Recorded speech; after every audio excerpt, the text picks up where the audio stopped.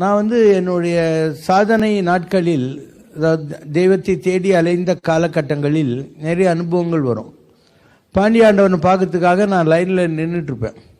அப்போ கோயில் குருக்கள் என்னை தேடின்னு இந்தாங்க முருகர் உங்களுக்கு பிரசாதம் கொடுக்க சொன்னார் அப்படின்னு. என்ன பிரசாதம்னு பார்த்தா அது பொங்கல். பொங்கலில் பச்சை பயிறு அரிசி ரெண்டும் சேர்ந்து இருக்கும். அவர் சொல்கிறாரு, நான் சொல்கிறேன் இன்னும் நான் தரிசனமே பண்ணலையே, நான் லைனில் தானே நிற்கிறேன், உங்களுக்கு இதெல்லாம் ஒரு கணக்கு இல்லைங்க, அதுதான் பிரசாதம் முருகர் கொடுத்துட்டார் சாப்பிடுங்க அப்படின்னு. அப்போ என் கண்ணுக்கு 2 சந்திரனும் 1 சூரியனும் தெரியுது. அண்டு யாரோ என் காதில் சொல்கிறாங்க, இந்த எல்லைக்கு யார் வந்துட்டாங்களோ அவங்களுக்கு இனிமேல் மரணமே கிடையாது அப்படிங்கிறாங்க. 2 சந்திரன் 1 சூரியன், ஒரு மலை மாதிரி இருக்குது, அதில் இந்த காட்சி கிடைக்குது. அதுக்கு என்ன அர்த்தம்?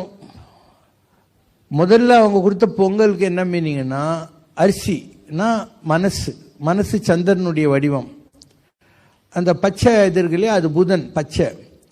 ஸோ மனம் புத்தி ரெண்டும் ஒன்றாயிடுச்சுனாக்கா அதான் ஆன்மீக சாதனைக்கு அல்டிமேட். மனசு புத்தி ரெண்டும் ஒடுங்கணும். அந்த ரெண்டும் ஒடுங்கிடுச்சு. அதனால் அரிசியும் அந்த பருப்பும் சேர்ந்த பொங்கல். அப்புறம் 2 சந்திரன் 1 சூரியன்னா ஒரு ஹோலி ட்ரையாங்கிள் இருக்குது இந்த இடத்துல. நீங்கள்லாம் இமயம் அப்படின்னா ஹிமாலயாஸ்ன்னு நினச்சிக்கிறீங்க.